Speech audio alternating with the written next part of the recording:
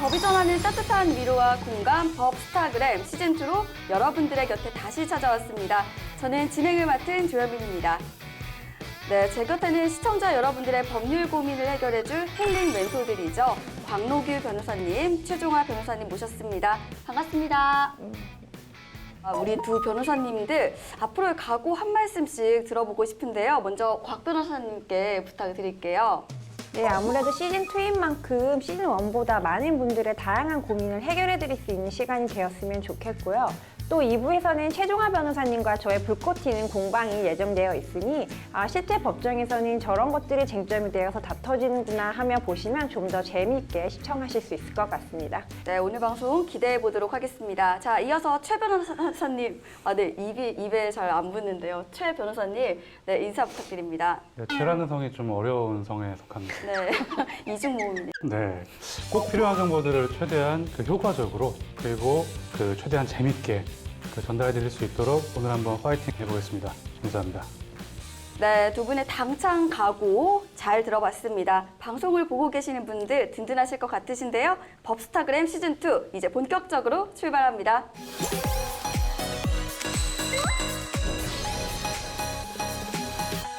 네, 법률 인스타 상담소 전화와 SNS를 통해 접수된 시청자 여러분들의 실제 고민 상담을 해결해드리는 시간인데요.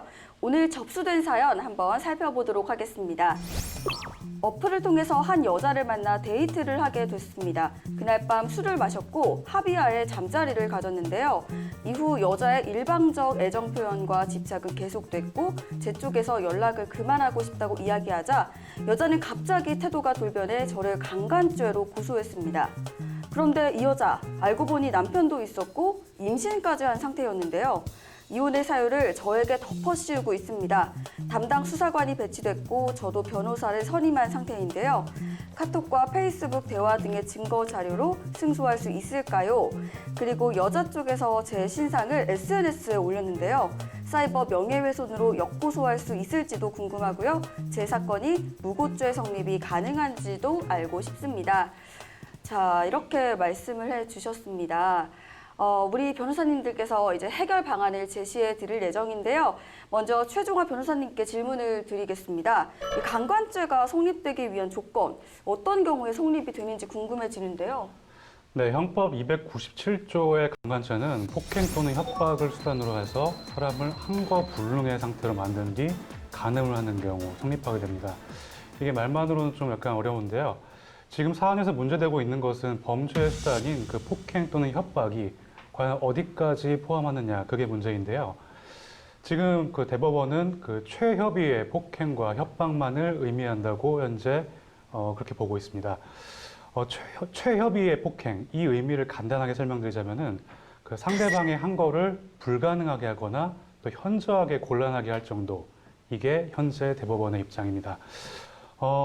최근 법원은 예전보다는 그래도 덜 엄격하게 이걸 인정하고 있는 경향인데요.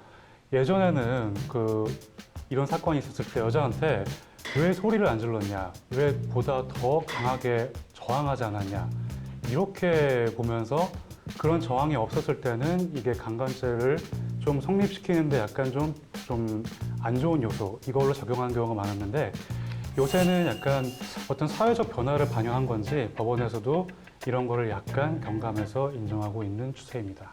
네, 강간죄가 성립되기 위한 조건에 대해 알아봤고요. 또 이어서 이번에는 광노규 변호사님께 한번 질문을 드려볼게요. 이혼의 사유를 이 상담자분께 씌운다고 합니다. 이 상담자분이 이혼에 대한 책임을 져야 되는지 그 부분도 궁금한데요. 어떤가요? 네, 만약에 이 남편께서 그러니까 이 여자분이 강간을 당한 걸로 인지를 하고 계시다면 그 자체로 이혼 사유가 인정된다고 보기엔 좀 어렵습니다. 다만 이제 진위가 밝혀져가지고 아내가 외도를 한 걸 알게 됐다, 이럴 경우에는 당연히 이혼 사유가 인정될 수 있는데요. 다만 사연을 보내주신 분께서는 여자분이 기혼이라는 점에 대해서 전혀 알지 못하고 계셨기 때문에 부부가 이혼하는 것과 별개로 그 이혼에 대한 책임을 상담자분께는 묻기 어려울 것으로 보입니다. 네, 여자분이 기혼인지 몰랐기 때문에 이 이혼에 대한 책임을 묻기는 좀 어려워 보인다. 이렇게 정리가 될 것 같습니다. 자, 다음은 최종화 변호사님께 또 질문을 한번 드려볼게요. 이 SNS나 또 메신저에 담겨 있는 증거 자료로 승소가 가능한지 여쭤보셨는데요. 이 증거 자료로서 정말 효력이 있는지 궁금합니다. 시청에는 그동안 여성과 나눈 그 메신저 대화 내용을 통해서 강간이 아님을 이렇게 주장하고 있는데요.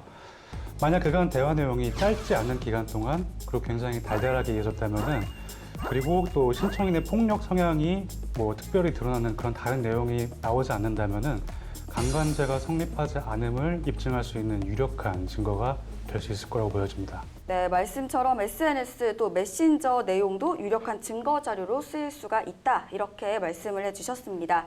자, 이번에는 또 광노규 변호사님께 질문을 드려볼게요.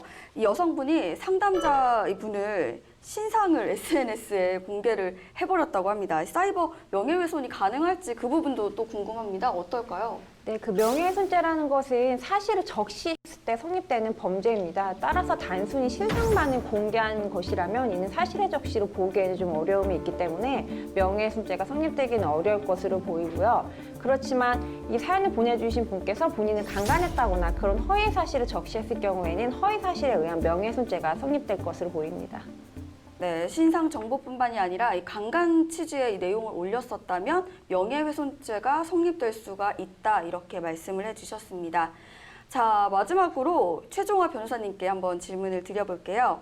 이 상담자분이 무혐의나 또 증거 없음으로 판결이 났을 경우에 이 무고죄로 상대방을 고소할 수 있을지 그 부분도 궁금해지는데요. 어떨까요? 네, 무고죄로 고소를 한다 하더라도 상대방이 강간 사실이 없는 걸 알면서 뭐 금전 요구를 한다든가 이런 다른 목적으로 신청인을 고소하였으면 입증돼야 하기 때문에 실질적으로 그 유죄 판결을 이끌어내는 것은 쉽지가 않습니다. 즉, 그 무혐의 처분이 나더라도 무조건 무고죄가 성립한다. 이거는 아니라고 할 수 있습니다. 네, 무조건 무고죄가 성립되는 것은 아니다라고 말씀을 해주셨습니다. 그런데요, 변호사님, 듣기로는 강간범들을 별로 정말 안 좋아하신다 이런 이야기가 흘러나오던데요. 네, 제가 특히 극혐하는 범죄자 중에 하나가 강간범과 무고범들인데 뭐 이들한테 제가 뭐 한마디 하는 것도 아깝고 그냥 간단한 동작으로 저의 마음을 표현해 보도록 하겠습니다.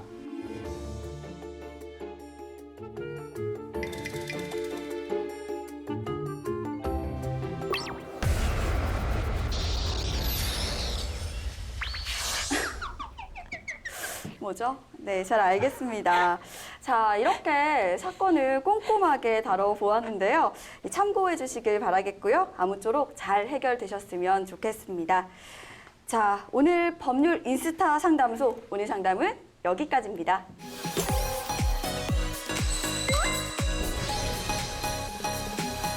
네, 법률 공방, 기막힌 사연, 오늘의 사연 화면으로 먼저 만나보시죠.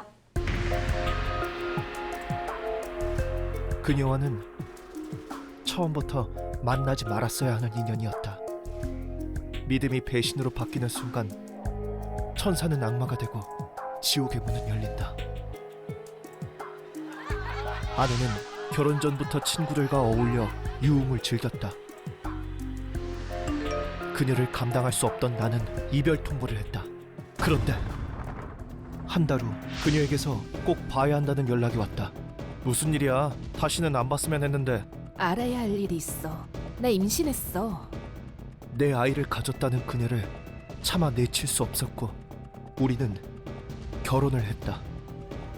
하지만 한 번 상처받은 마음을 치유하기는 쉽지 않았다. 나는 술과 도박, 여자로 텅 빈 마음을 채워나갔고 그녀를 향한 증오는 폭력으로 변했다. 이젠 나도 지쳤어. 그냥 갈라서자. 아니야, 내가 더 잘할게. 그건 아니야. 우리 잘할 수 있어. 하지만 역시 사람은 변할 수가 없다. 난 그녀에게 복수를 하기로 했다. 이 건물을 일단 내 명의로 해서 병원을 짓고 운영은 처남에게 맡기자. 좋아. 고마워, 여보. 이 여자가 바람을 펴! 어떡해? 이것이 나의 복수다. 그리고 우리의 끈질긴 인연은 이제 끝이다.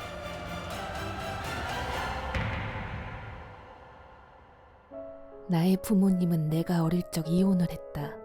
어머니의 무관심으로 늘 외로웠던 나. 내 아이까지 나의 잘못으로 힘든 인생을 살게 할 순 없었다. 그래서 가정을 지키려 노력했는데 내 결혼 생활은 하루하루가 성지옥이었다. 남편의 폭력과 외도로 내 삶은 무너져 내렸다. 매독입니다. 네?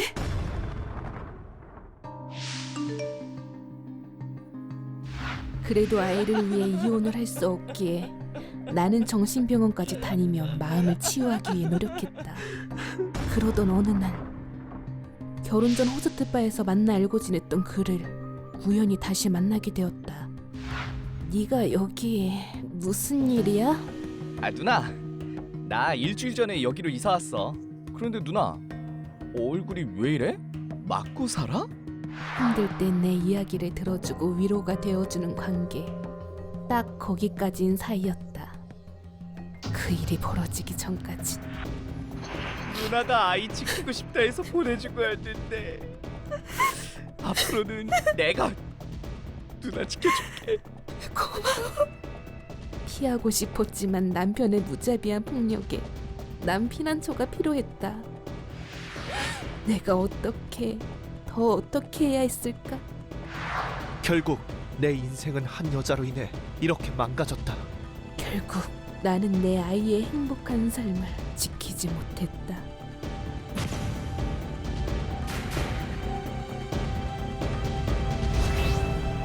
네, 오늘의 사연이었죠. 불륜 부부의 이중 생활 잘 봤습니다.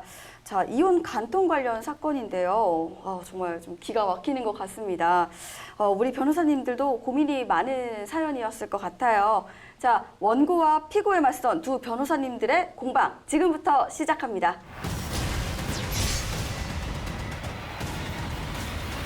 네, 먼저 원고 측 변호부터 한번 들어볼까요? 이 피고인 부인이 결혼 전부터 유흥업소를 즐겨 다녔다고 합니다. 결혼 이후에도 종종 간 것 같기도 하고요. 이런 이유가 이혼의 사유가 될지 저는 그 부분이 궁금한데요. 어떤가요? 네, 일단 이 문제는 유흥업소를 결혼 전에 갔는지 그 결혼 후에 갔는지가 굉장히 중요한데요. 만약 결혼하기 전에 마니아라고 했더라도 결혼 후에 만약에 또 끊고 안 갔다면은 이 사유 하나만을 가지고 이혼을 당하지는 않습니다. 근데 이와 다르게 결혼 후에 갔다면은 상황이 많이 달라지는데요. 근데 단순히 또 갔다는 거, 그 사실 하나만으로 이혼을 당하는 건 아니고요. 만약에 선수들한테, 요즘은 제비라는 말은 잘 안 쓰죠? 네, 안 쓰죠. 예, 요즘은 선수라고 하는데 선수들한테 선물을 하면서 뭐 가산을 탕진하거나 아니면 잠자리를 한다든가 이런 비행 사실이 추가로 발견되는 경우, 이때에는 이혼 사유가 된다고 볼 수 있습니다. 네, 결혼 후에 유흥업소를 간 것만으로는 이혼이 성립되지 않지만 그 외에 비행 사실이 추가되면 이혼의 사유가 될 수 있다라고 말씀을 해주셨습니다. 자, 이번에는 또 피고 측 변호를 한번 들어봐야 될 것 같아요. 이 부인은 유흥업소만 다녔지 사실 남편은 이 외도하고 또 폭행까지 저질렀습니다. 가족 간의 폭행은 사실 중범죄 아닌가요? 네, 맞습니다. 어떤 경우에든지 폭력은 절대로 허용되어서는 안 되겠죠. 우리나라는 가정폭력 범죄 처벌 등에 관한 특례법을 통해 가정 내 폭력의 특수성을 고려한 제재가 이루어지도록 하고 있는데요. 법원은 가해자로 하여금 피해자에게 접근을 금지시킨다든지 여러 가지 교육을 통해서 폭력에 상응하는 제재를 함과 동시에 재발되지 않도록 하고 있습니다. 네, 그런데 이 폭행도 모자라서 도박 중독으로 가정을 잘 보살피지 않았던 점도 있습니다. 도박 중독도 이혼 사유가 되는지 궁금해지는데요. 어떨까요? 네, 뭐 다 끊어도 잘 끊기 어려운 것이 도박이라는 말도 있어요. 뭐 손목을 잘라도 도박 중독이 되면 계속 도박을 한다는 말도 있는데요. 이처럼 도박 중독은 그 한 개인의 문제를 떠나서 가정 경제의 근간을 흔드는 문제까지 되기 때문에 이혼 사유가 되면 의심의 여지가 없을 것으로 보입니다. 네, 잘 알겠습니다. 또 이제 다시 원고 측으로 와서 질문을 하나 드릴게요. 이 남편은 부인의 결혼 전 행동으로 부인을 믿지 못하는 상황인데요. 이 아이가 내 아이가 맞나? 이런 의심까지 하고 있는 상황입니다. 이 피고인 부인의 동의 없이도 아이의 친자 확인 검사가 가능할지 저는 그 부분이 또 궁금한데요. 어떨까요? 지금 이거 아침 드라마나 그 막장 드라마에서 많이 그렇죠. 보셨을 것 같은데 네. 그 아기 머리카락을 가져다가 사설 업체에다가 의뢰하는 방법이 있습니다. 이 경우에는 따로 그 부인의 동의를 요구하고 그런 건 없습니다. 네, 잘 알겠습니다. 자, 이번에 또 피고 측 변호를 한번 들어봐야 할 것 같습니다. 이 남편이 이혼을 하고 싶어서 아이까지 지금 걸고 넘어지는 상황인데 자신의 아이가 아니라고 우기는 남편한테 이 아내에 대한 모욕죄가 성립이 될 수 있을지 그 부분도 궁금해지는데요. 어떻게 보시나요? 일단 모욕죄란 공연히 사람을 모욕함으로써 성립되는 범죄입니다. 이때 공연이라는 게 어떤 의미일까라고 좀 궁금해하실 것 같은데요. 쉽게 이해하면은 좀 여러 사람들 앞에서 이제 이루어지는 것이라고 생각을 하시면 될 겁니다. 그래서 만약에 이제 원고분이 피고분한테 그냥 개인적으로 뭐 너가 내 아이가 아니다 이런 식의 공격을 한다면 이제 모욕죄라고 보기는 어렵겠지만 만약에 여러 사람들 앞에서 이 피고 이제 여자분에게 이제 모욕적인 언사를 하면서 내 아이가 아니라는 취지의 말을 하면은 모욕죄 및 허위사실 적시에 의한 명예훼손죄도 성립될 수 있습니다. 네, 말씀처럼 사람들이 모여있는 곳이나 또 SNS 같은 공간에 여럿이 알 수 있도록 모욕을 한다면 이 모욕죄나 명예훼손죄가 성립될 수 있다라고 말씀을 해주셨어요. 자, 이어서 또 이제 원고 측 질문을 한번 드리도록 하겠습니다. 만약에 이 만일의 상황에 아이가 내 아이가 아니라고 나왔어요. 그러면은 피고인 아내한테 어떤 죄를 물을 수 있을지 어떨까요? 일단 천벌이 필요할 것 같고요. 네. 그리고 예전에 그 간통죄가 있던 시절에는 형사상 죄책을 질 수 있었지만 2015년에 헌재에서 이게 위헌 결정이 나오면서 이제는 죄가 성립하지 않게 됐습니다. 뭐 이혼을 당하거나 양육권을 뺏기거나 아니면 위자료를 물게 되는 뭐 이런 거는 있는데 이건 어디까지나 그 민사 영역의 어떤 데미지일 뿐이고 죄를 묻는 것은 현재로서는 가능하지가 않습니다. 네, 법 개정으로 형사상 죄책은 이제 이루어지지 않고 있다 이렇게 말씀을 해주셨는데요. 자, 이제 또 이어서 다른 법적 문제를 피고 측에게 질문을 드리도록 하겠습니다. 자, 남편은 복수였다고 하지만 아내는 몰랐던 사실이잖아요. 잘해주겠다면서 이 아내 집안의 이 재산들을 이용해서 자신의 명의로 된 건물을 짓게 되는 상황이 있는데요. 그런데 이 남편이 아내와 이혼하겠다고 지금 말을 하고 있는데 이 경우에 이 건물은 이 명의대로 남편의 것이 되는 건지 아니면은 또 다른 뭐 어떤 이런 부분 때문에 또 다른 사기 등의 죄가 성립이 될지 궁금해지는데요. 어떻게 보시나요? 네, 제가 이혼 소송을 진행하다 보면 많이들 잘못 알고 계시는 것 중에 하나가 이 명의대로 소유권이 기속된다 하는 거거든요. 그래서 뭐 여자분들께서는 다 남편 명의로 되어 있어서 제가 이혼을 못해요 이런 말씀을 하시는 경우도 간혹 있는데 사실은 이제 법은 그렇지 않고 명의는 사실 중요하지 않습니다. 이 사건 같은 경우에도 이제 자금의 출처가 아내분이고 그리고 실질적으로 소유하고 관리했던 사람이 이제 아내다라는 점이 입증이 된다면 그 명의에도 불구하고 이 남자분은 건물에 대한 소유권을 가질 수 없기 때문에 네, 뭐 그런 점에 대해서는 우려를 하지 않으셔도 될 것 같고 당연히 이에 따른 형사상 죄책도 성립하지 않습니다. 네, 명의는 명의일 뿐이기 때문에 재산관리 내용을 입증하면 소유권을 되찾을 수 있을 것 같다 이렇게 말씀을 해주셨고요. 자, 이어서 또 원고 측 질문을 한번 드려보도록 하겠습니다. 이 외도 사실을 알고서 복수의 방법으로 이 재산을 빼앗기는 했지만 법적으로 고의가 있었는지 알 수는 없는 상황이잖아요. 이 건물의 명의를 남편 것으로 만들 수 있을지 그 부분도 궁금해지는데요. 앞서 곽 변호사님이 말씀하신 대로 부부 사이의 재산은 명의가 누구인지가 핵심이 아니라 그 재산을 획득하거나 관리 또는 증식하는데 얼마나 많은 기여를 했는지 이걸 통해서 그 권리를 인정받고 있습니다. 특히 이혼하기 직전에 이렇게 처가의 재산으로 획득한 건물이 오롯이 그 남편의 소유로 인정받을 수 있는 가능성은 현행법상으로는 매우 좀 희박하지 않을까 그렇게 생각되고 있습니다. 네, 재산에 대한 기여도에 따라서 소유권이 정해지는 것 같습니다. 자, 남편이 또 부인의 외도 사실을 알게 된 게 이 불법 업체를 고용해서 모텔로 들어가는 그 사진을 보았기 때문인데요. 불법으로 감시한 남편한테 죄를 물을 수 있을지 그 부분도 궁금해지는데요. 어떤가요? 네, 몰래 미행한 것만으로는 형사상 죄책을 묻기는 좀 어렵습니다. 이게 서로 아마 입장 차이가 있을 수 있을 것 같은데요. 이 피해를 당하신 분 입장에서는 아니 왜 남 뒤따라다니면서 사생활을 캐릭을 해? 그러면서 이거 당연히 범죄 아니냐라고 좀 화가 나실 수 있을 것 같은데요. 이제 국가가 사인의 모든 부적절한 행위에 관여를 해서 처벌을 할 수는 없거든요.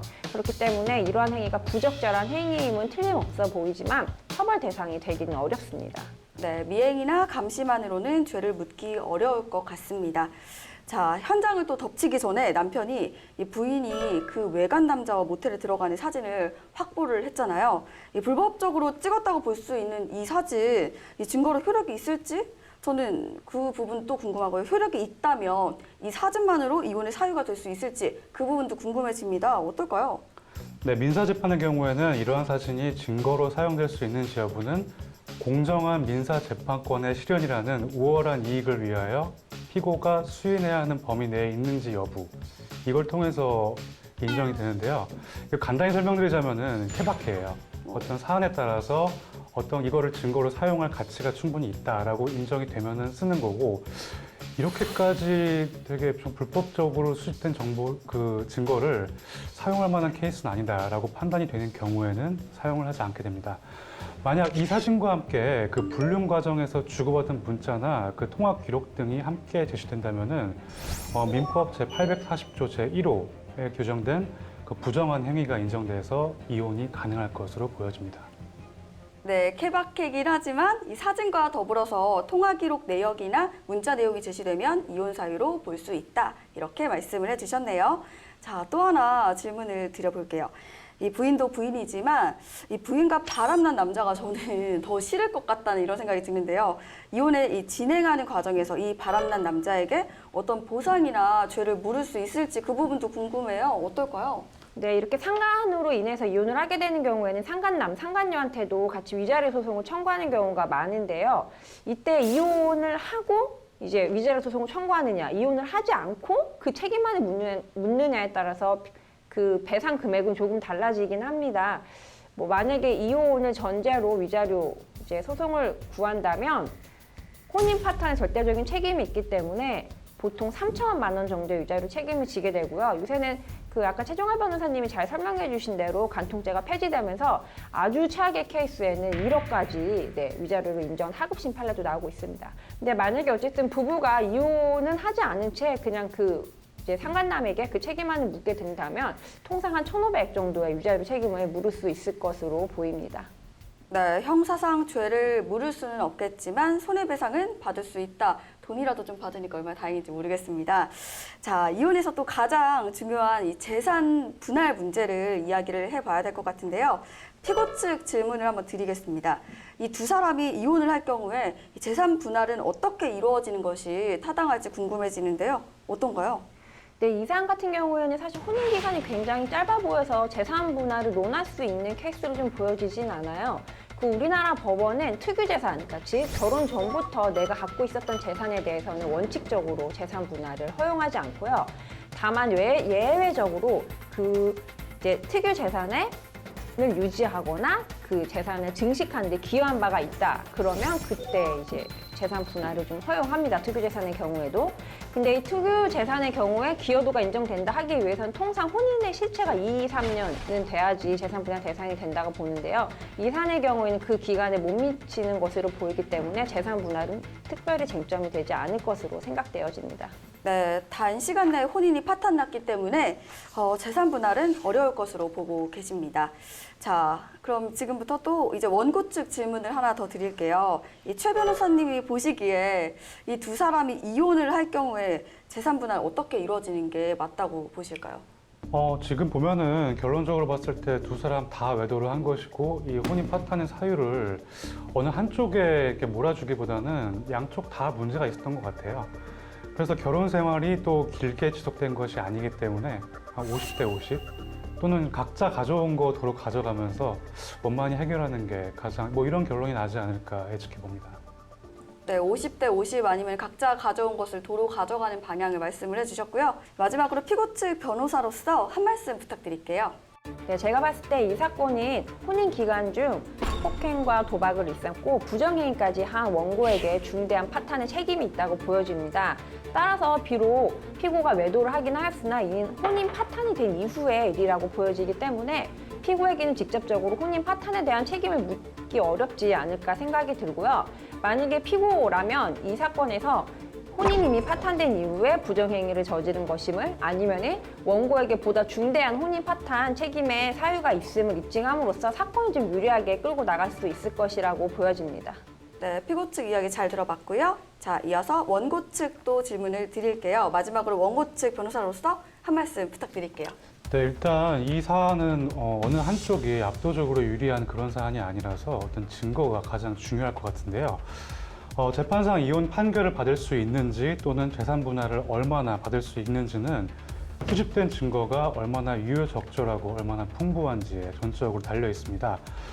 물론 그런 일은 없어야 되겠지만 만일 여러분께서 더 이상 결혼 생활을 유지할 수 없는 그런 사유가 있다면은 일단 깊이 고민해 보시고 그래도 이건 아니다. 그런 결론이 나오신 경우라면은 곧바로 변호사를 찾으신 다음에 이 증거를 빨리 모으는 그런 활동을 시작하는 것이 가장 바람직합니다. 왜냐하면 그렇게 하시는 분과 그렇게 하지 않으신 분들의 차이는 결과에 있어서 굉장히 많이 차이가 발생하거든요. 이 점 참고해 주시면 좋을 것 같습니다. 네, 두 분의 이야기 잘 참고해 보시길 바라겠습니다. 다음 이 시간에도 기대해 주시길 바랍니다.